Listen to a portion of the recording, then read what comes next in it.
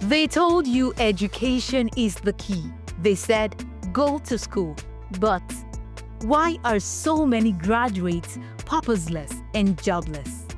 On EduShift, we spot the cracks. We challenge the educational system. Torn between science, arts, and commerce, we bring clarity and answers to your questions, and we light up the path for a generation ready to stand out. Come enjoy discussions with educators, employers, and counselors. Let us fix this problem of career misalignment and help you discover yourself. EduShift, only on Global TV. Hi everyone, and welcome to another episode of EduShift, where we help you shift towards an education that aligns with purpose. I am your host, Priscilla Obasi, and I'm thrilled to be here with you on this journey, this transformational journey through education. Now, today's topic is one that touches every home, every classroom, and every parent's heart. Discipline or damage. Flogging versus speaking to a child. Spanking versus speaking to a child. What really works for children? The popular phrase, spare the rod, spoil the child. You remember, right? Today, with more knowledge and, frankly speaking, more broken adults walking around, it's time to ask the question. Are we raising our kids by flogging them, or are we damaging them?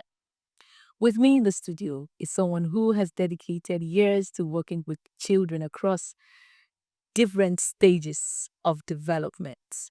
He's a consultant for primary and secondary schools. He's passionate about child discipline, emotional intelligence, and positive behavior.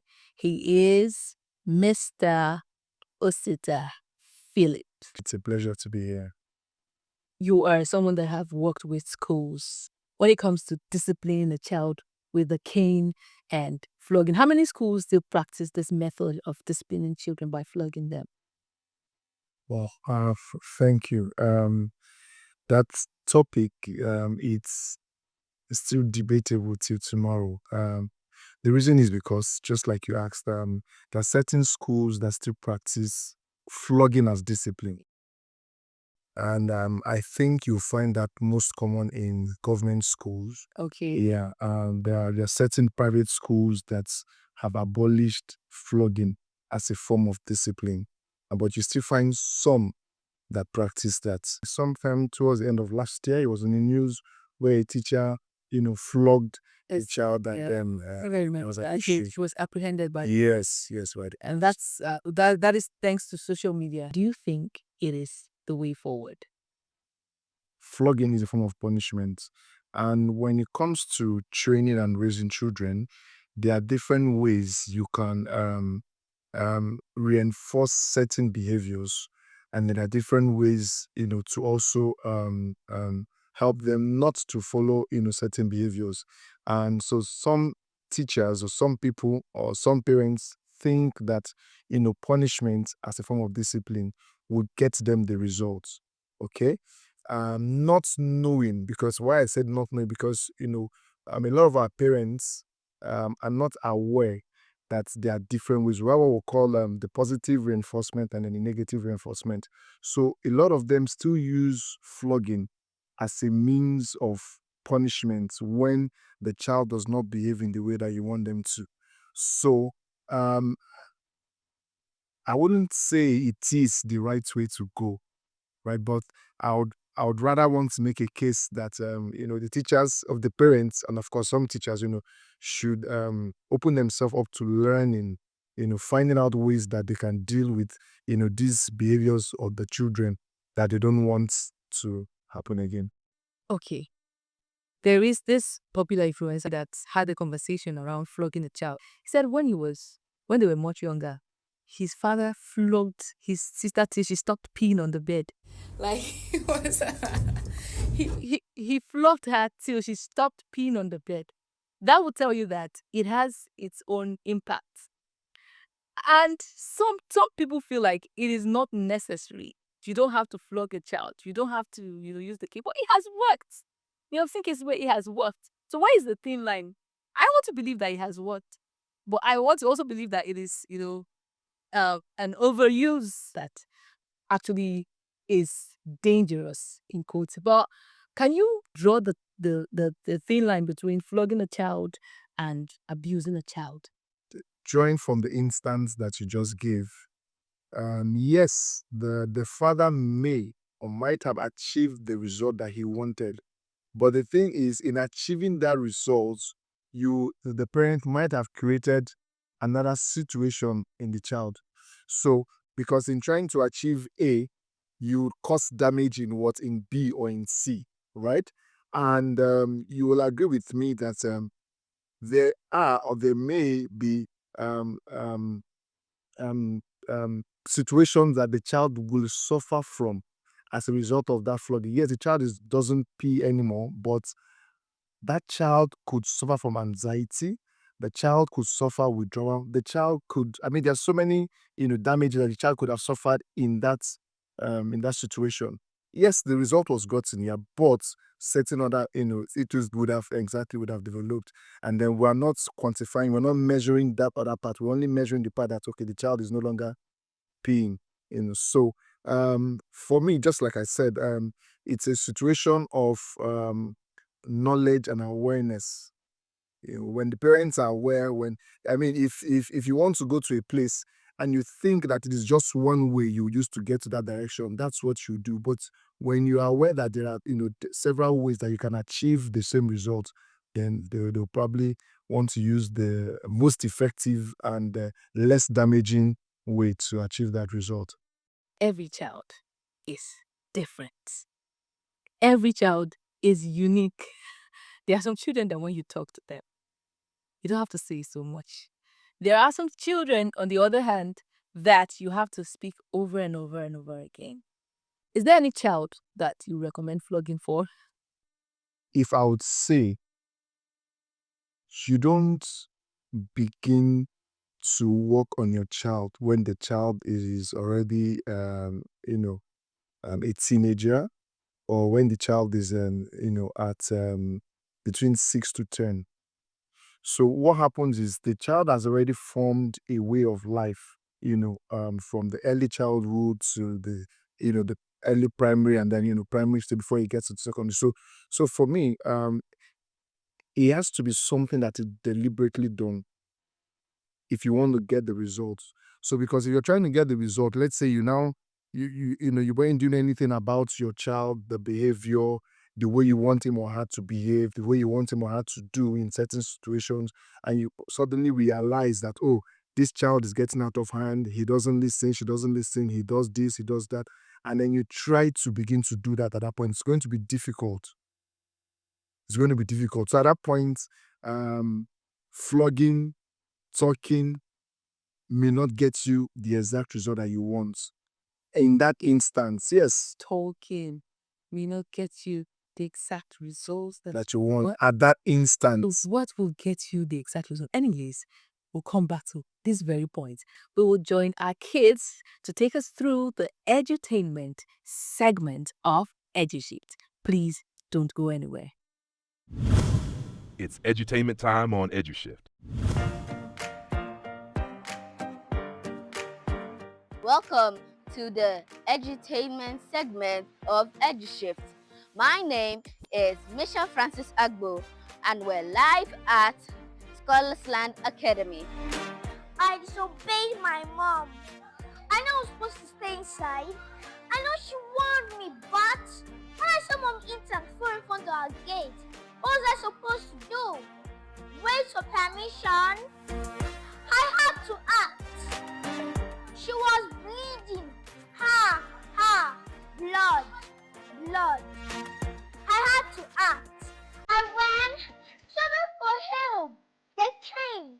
Yes, mommy was angry.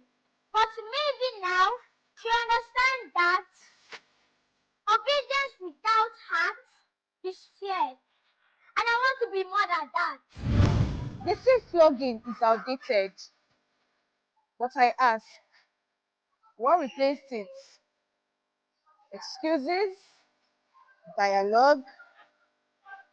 Because when I messed up my junior WAEC, It wasn't the long talk that made me sit up, no. It was the sting of the cane that reminded me actions have consequences. I don't mean about beating up a child out of anger or frustration, no. I'm talking about controlled discipline. You see, some of us needed that cane to learn respect, to remember our boundaries. I can't lie, I feared my teachers a lot, but I also respected them. And today, I'm focused, I'm driven, and I owe part of that to discipline. Yes, even the painful kind. Maybe the problem isn't just flogging. Maybe it's now how it's done. Discipline, when done in law, is not damage, it's guidance. I can never forget the day that I was flogged mercilessly, not for stealing, not for cheating, but for failing a math test. Flogging definitely did not make me understand math. It only taught me fear. From that day, I started hiding my mistakes, stopped asking questions, not because I did not want to learn, but because I was scared to fail. And I agree that correction is due in a child's life, but must correction come with pain? Can't we teach accountability with understanding? Maybe the true strength does not lie in how loud the child shouts or how hard the pain lands. Maybe the true strength is guiding without hurting, because discipline and damage are not the same thing. Maybe can you believe that Michael was crying just because he was flogged? 5 stroke, that's nothing. When I was in primary 4, my tried to give us 10 just because of forgetting our assignments. I think that's okay to do. Just because you haven't seen it once doesn't make it feel right. There are better ways to correct a child than with pain.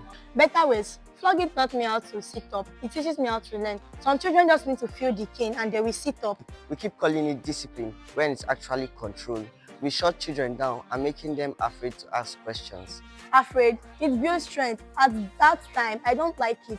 But look at me now. I'm serious with my studies. Maybe the problem is that we wait till they start misbehaving before we teach. What if we start building trust and setting expectations? I agree that flogging shouldn't be the right first choice. But some children just need to learn the hard way. Maybe not today, but if we don't start somewhere, we'll keep repeating the circle of fear.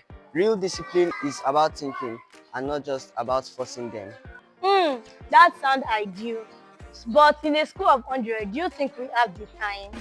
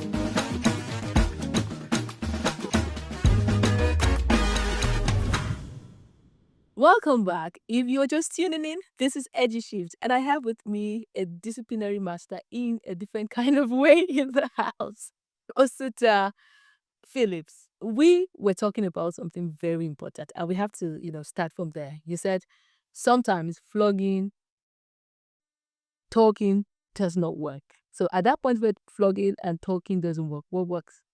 So you need to be intentional as a parent. That's why I said it all depends on knowledge and awareness. So as a parent, at that point, you need to know when to use positive reinforcement and to use negative. So when the child does something that you want, or that way you want him or her to do it, you praise, you give rewards. And then other times when the child doesn't do what you want or doesn't do it the way you want it, then you can take away certain privileges. That's why I said talking and flogging only doesn't work at that point. So you need to employ all of these methods, and then you need to watch your child to see which one works, which one gets you the result. So when I praise him, does it continue? Is it consistent in that behavior? All right. And then when it doesn't do something, what do you do for him? So these are the things you need to. I feel like there are sometimes that kids are naughty. And I feel like it's, there are different phases of children. There are points where you apply the cane. That is the only thing they can hear. Imagine talking to a 2-year-old. You don't have to do this. You have to do that. Be calm. Be quiet. I mean, the child doesn't know anything. You're talking to yourself. Can I start advising a 3-year-old? Obviously. Or 4-year, or maybe if at 4, at 5, he can listen a bit. But when he gets into that play mode, he forgets everything you said. That play is more important. That's, adventure is more important than everything you have said in the past. So, from what you were saying, you're trying to shake the African mother table. Which I feel like some of our viewers will not be happy with. So, you cannot shake the African mother table. There is a point that flogging works, and you have to tell us that point where you cannot totally rule it out. Except you want to tell us today that you want to tell African mothers on this show right now that stop flogging your children. But I'm not going to say that. You have to say it with your mouth. So, African mothers, please, I need your attention right now. The method you use to discipline your child depends on that child developmental stage, on developmental level. Like you mentioned, the child of 1 to 2. So when it comes to disciplining your children, you're actually leading them. Because what does discipline mean? So the Holy Book said discipline your child in the way they should go, and when they grow up, they will not depart from it. So that discipline doesn't say flogging per se. So How do you spread the role? we'll get to that. Okay. Talking about discipline first, okay? Let's- So what discipline means is what setting the child to follow certain rules that that you've laid down. You want the child to behave in a certain way. So you're telling him when you get to the seat, this is how you sit. As a lady, sit and close your leg. So these are things you begin to model to the children. That's what discipline is. So when it comes to discipline, you discipline your children at different methods at different points. So at that early age that you mentioned, okay, so you discipline your children by leading them from the front. So you model for them what you want them to do, okay, and then you guide them, because at that point they are not conscious of the consequences of certain actions. They are not aware of that. So you guide them, provide that safe space for them, where they're able to, do the right thing, turn out, do all of those things. So you have to do a lot of active, role in terms of guiding, shielding, keeping those things that are in quotes dangerous for them and all of that. That's what you do. More like leading by example. Leading by example, I'm going to come. Then you get to the point where you now begin to lead by the side. At that point, they begin to follow. So at this point, the children are, they now have knowledge of the consequences of their actions. You know that if you take a knife and cut yourself, you know it's going to bleed. And so at that point, you lead by the side. That's when you begin to now talk. Not flog. Okay, I'm waiting for that point till they get to talk. Okay, down, coming out. Then of course you get to the point where you now lead from the back. At that point where in their teenage years, you've raised them well, you've given them all of this, and then you push them out there to go. So of course, I'm not saying that they're not going to make mistakes, but when they do, you don't get back and then you talk to them, you talk about it, and that gets so. I think I forget this off. I know that as Africans, we are averse to. It's a thing, in Africa, and then most parents still employ that. As a matter of fact, while I was working in my last place of employment, I had a parent come to me and said, "Mr. Philip, flog. I'm the one who give you," even though the school did not permit that. But he kept me and said, "I am the father. I want you to flog him, you discipline him and all of that." So that happens, and you can't take that away from the African parents. What do you do that? So I did not. So, like I said, I was in a school setting. So and then of course I had to take every matter to the admin. I would say, yes, African parents, still do flog, but the thing is, if you want to flog as an African parent now, as an African mom now, I think you don't just flog the child, indiscriminately. You don't apply flogging every now and then. All right. So I think it's something you need to plan. It's something you need to, within you have a plan when I should flog and when I should not flog. Now you're And then secondly, I also think that when you do the flogging, you should be able to communicate to the child and say, okay, this is the reason why I flogged you for this, and that, okay? And then when you flog, you don't flog to cause damage or injury in the child. So you flog, consciously. when we talk about Touch. injury, we're not talking just about physical injury. Injury, yes. So now- That's why I said, Yeah. that's why I said you talk. Mm. Because it's that talking that, that heals or that makes, that settles that part. And when you don't talk, I mean, we can't talk about our experiences, what we went through in the hands of our parents. You get, Okay. they flog you for reasons that you can't even fathom. You wonder what things did I that do? are exactly What did I do wrong? you wonder what you did wrong. For a child that is, washing the dishes, and then you mistakenly, and then one of the dishes fell, and then your parent. You weren't playing. You're doing your work, task, and you all feel of like, that. God, what am I did going to do? leave here? Should I have left the plate? And all of that. So And you just be talking. If you're someone that is very close to God, you just leave it in the hands. Yes, you feel of like course. God, you're going We've to learned fight a lot this of things in the hands of God as African children growing up. That's funny. So- I saw on social media recently a guy saying he used to curse his father in his mind. He would curse him, when I grew up, I would not do anything for you.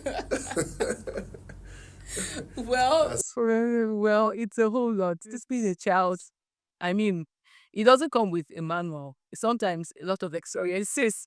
You will learn from your experience, you will relearn, you will unlearn, and you will keep learning and learning. But most importantly is, that discipline, it doesn't just mean flogging. Yeah. As Mr. Phillips here has made us know that if you are a parent and you keep flogging and flogging your child, you are likely to damage that child emotionally. Aside the physical torture, aside the physical injury, aside the physical pain, the emotional pain is worse off because it cannot heal. You cannot see it. The physical one, sometimes when you see that the child has injured, you want to pamper, you want to treat, you want to help. But that emotional torture, that emotional wound doesn't go. It causes trauma that they live with for a long time. Most of them, Yes, into adulthood. with this into They adult. use the same method on their children, and the result just keeps. But I'm sure you were flogged when you were a child. Yes, I was. Why you not using the same method? Because I know better now. Yes. So there's so much we do. We didn't know. Our parents didn't know then. But now you need to be an intentional parent. So you need to go for knowledge. You need to learn to. Yes, there are seminars for parenting, and I feel like African parents do not indulge in these practices. Go for seminars, read about parenting. It's not something you've done before, right? You can learn. There's a lot to know. Don't use the methods you were used, or don't use your generational methods to train your child. There's a lot we can say about this. Perfect. Next episode, I want to talk about obedience versus critical thinking. Some children are thought to Follow rules. do what I say, do what I do, and then they don't get the chance to think on their own. So when they go out there, they're not leaders. They're just waiting for someone to tell them, do this, do that, do that. We'll talk about that on another episode. On this episode, we draw the curtains. I hope you have been inspired. If you are a parent, please take note of everything we've said. If you're a child, show this to your mother so that she stops to flog you. Very important. Yes, thank you very much for staying with us till this point. And until we come your way again, keep shifting towards an education that aligns with purpose. You can catch up on our previous episodes on YouTube at Global TV NG. Yes, for now, it is bye-bye. They told you education is the key. They said, go to school. But why are so many graduates purposeless and jobless? On EduShift, we spot the cracks. We challenge the educational system. Torn between science, arts, and commerce, we bring clarity and answers to your questions, and we light up the path for a generation ready to stand out. Come enjoy discussions with educators, employers, and counselors. Let us fix this problem of career misalignment and help you discover yourself. EduShift, only on Global TV.